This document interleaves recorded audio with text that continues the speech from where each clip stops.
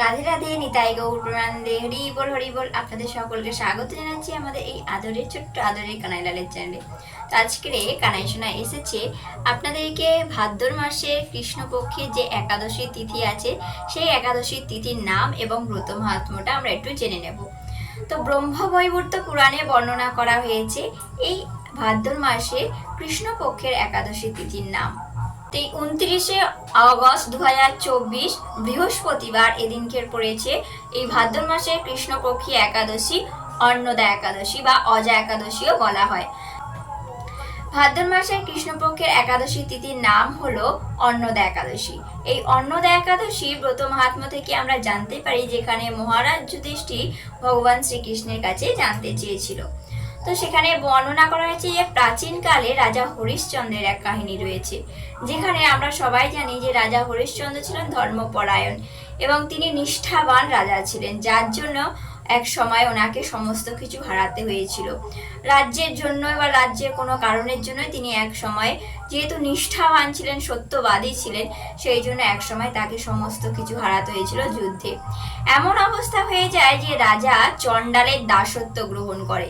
চণ্ডালের দাস হয়ে তিনি যে ডোমের মতো কাজ করতে থাকতেন, মৃত ব্যক্তি যে বস্ত্র সেইগুলো এমন অবস্থা হয় যে সেগুলো পর্যন্ত তিনি ধারণ করতে থাকেন। ওনার এই দুরবস্থা দেখে ওনার খুব কষ্ট হলো যে কেন আমার এত দুরবস্থা হচ্ছে। এরম ভাবতে ভাবতে দিনের উদয় হলো। রাজার কাছে গৌতম ঋষি এসেছিলেন একটা পুণ্যের ফলের জন্য। হয়তো রাজা ভালো যেহেতু ছিলেন, যার জন্য ওনার পুণ্যের ফলের জন্য রাজার কাছে গৌতম ঋষি গিয়েছিলেন। গৌতম ঋষি গিয়ে যখন সামনে দাঁড়ালেন, তখন রাজা দণ্ডবত প্রণাম করলেন ঋষিকে এবং বললেন ওনার দুঃখের সমস্ত কথা। তখন গৌতম ঋষি মুনিবর বললেন যে এই ভাদ্র মাসের কৃষ্ণপক্ষের একাদশীর তিথি অন্নদা একাদশী পালন করলে তার এই অবস্থা দূর হবে। তো তখন এই মুনিবরের পরামর্শ শুনে গৌতম ঋষির কথা শোনার পর রাজা হরিশ্চন্দ্র তিনি এই ভাদ্র মাসে অন্নদা একাদশী অর্থাৎ ভাদ্র মাসের কৃষ্ণপক্ষের একাদশী অন্নদা একাদশীর ব্রত পালন করেছিলেন।